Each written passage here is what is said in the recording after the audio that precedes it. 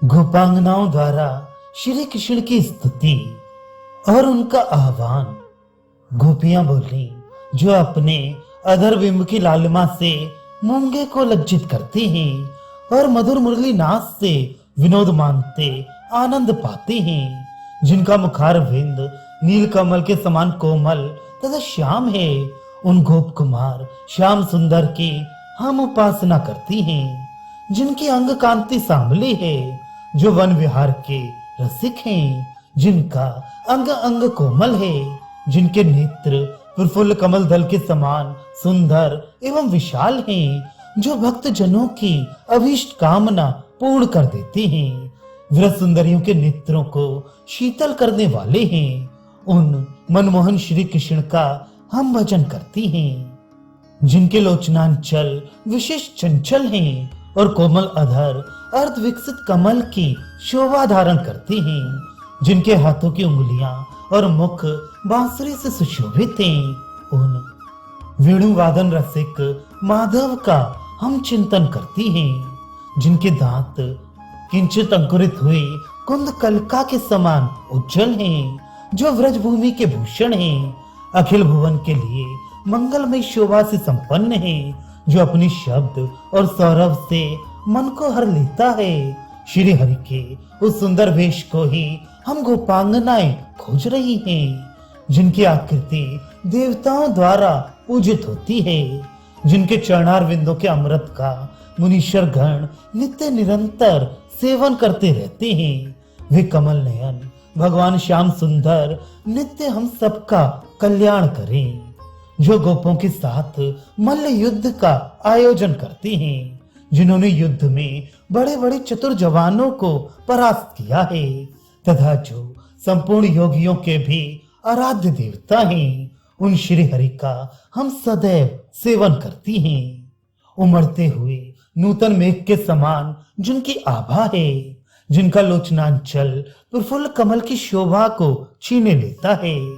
जो गोपांगनाओं के हृदय को देखते देखते चुरा लेते हैं, तथा जिनका अधर नूतन पल्लवों की शोभा को तिरस्कृत कर देता है, उन श्याम सुंदर की हम उपासना करती हैं, जो अर्जुन के रथ की शोभा है, समस्त संचित पापों को तत्काल खंडित कर देने वाला है और वेद की वाणी का जीवन है। वे निर्मल श्यामल तेज हमारे मन में सदा स्फुरित रहे,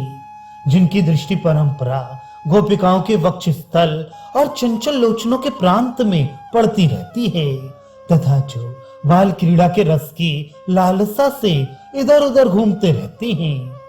उन माधव का हम दिन रात ध्यान करती हैं, जिनके मस्तक पर नीलकंठ के पंख का मुकुट शोभा पाता है, जिनके अंग वैभव कांति को नील मेघ की उपमा दी जाती है,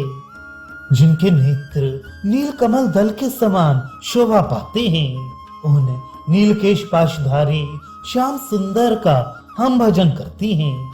व्रज की युक्तियां जिनके लीला वैभव का सदा गान करती हैं, जो कोमल स्वर में मुरली बजाया करते हैं, तथा जो मनोभिराम संपदाओं की धाम हैं,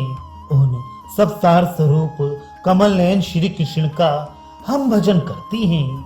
जो मन पर मोहिनी डालने वाले और उत्तम शांग धनुषधारी हैं, जो मानवती गोपांगनाओं को छोड़कर निकल गए हैं,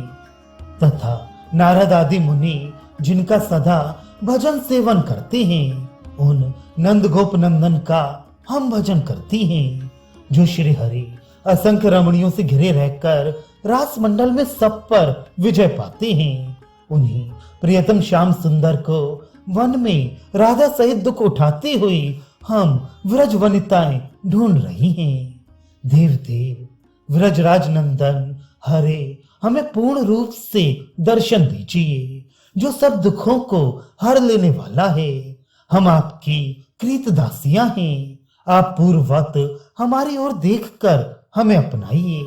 जिन्होंने एक आणव के जल से इस भूमंडल का उद्धार करने के लिए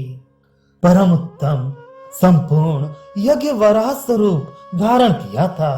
और अपनी तीखी धाड़ से हिरण्याक्ष नामक दैत्य को विदीर्ण कर डाला था। वे भगवान श्री हरि ही हम सबका उद्धार करने में समर्थ हो, जिन्होंने वेन की दाहिनी वहां से स्वेच्छा पूर्वक पृथु रूप में प्रकट हो देवताओं सहित मनु की सम्मति से इस पृथ्वी का दोहन किया और मत्स्य रूप धारण करके वेदों की रक्षा की, वे ही भगवान श्री कृष्ण इस अशुभ वेला में हम गोपियों के लिए शरणदाता हूँ। अहो, जिन परम प्रभु ने समुद्र मंथन के समय कच्छप रूप धारण करके बड़े भारी पर्वत मंदराचल को अपनी पीठ पर ढोया था और नरसिंह रूप धारण करके अपने भक्त के प्राण लेने को उद्यत हुए, असुर हिरण्यकश्यप को प्राण दंड से दंडित किया, वे ही श्री हरि हम सबको परम आश्रय देने वाले हूँ, जिन्होंने राजा बलि को छला 3 पग भूमि के ब्याज से त्रिलोकी का राज्य उनसे छीन लिया तथा देवद्रोहियों का दलन करके मुनि जनों पर अनुग्रह करते हुए भूमंडल पर विचरण किया, जो यदुकुल तिलक बलराम जी के रूप में प्रकट हुए हैं और जिन्होंने उसी रूप से कौरवपुरी हस्तिनापुर को हल से खींचते हुए उसे गंगा जी में डुबा देने का विचार किया था। वे भगवान श्री कृष्ण सर्वथा हमारे रक्षक हों, जिन्होंने गिरिराज गोवर्धन को उठाकर व्रज के पशुओं का उद्धार किया तथा व्रजपति नंदराय की अन्य गोपी जनों की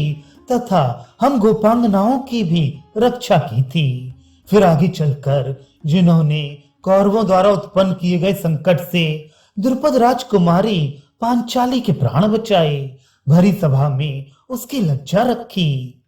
उन्हीं के चरणार विंदों में हमारा सदा अनन्य अनुराग बना रहे, जिन परम पुरुष यदुवंश विभूषण ने समस्त पांडवों के विष से लाक्षागृह की महाभयंकर अग्नि से बड़े बड़े अस्त्रों से तथा अनेकानेक विपत्तियों से पूर्णतः रक्षा की, उन्हीं के चरण हम सबके लिए शरण हो। हम उस बाल रूपिणी देव मूर्ति की वंदना करती हैं जो वनमाला मोर पंख तथा परम सुंदर केशपाश धारण करती हैं, वृंदावन के फूलों के आभूषण पहनती हैं, शिला से उत्पन्न अगरू एवं कस्तूरी आदि के द्वारा रचित विचित्र तिलक से अलंकृत होती हैं, सदा भक्त जनों के मन को अपनी ओर खींचती रहती हैं, लीलामृत तथा वेणुनाद अमृत के वितरण के लिए जो एकमात्र रसिक हैं, जिसकी आकृति लावण्य लक्ष्मीमयी है तथा अंग कांति बाल तमाल के समान नीली है। श्री गर्ग जी कहते हैं, राजन, यूं रोती हुई गोप सुंदरियों के इस प्रकार भक्ति पूर्वक आवाहन करने पर रेवती रमण बलराम के छोटे भाई श्याम सुंदर श्री कृष्ण उनके बीच में प्रकट हो गए।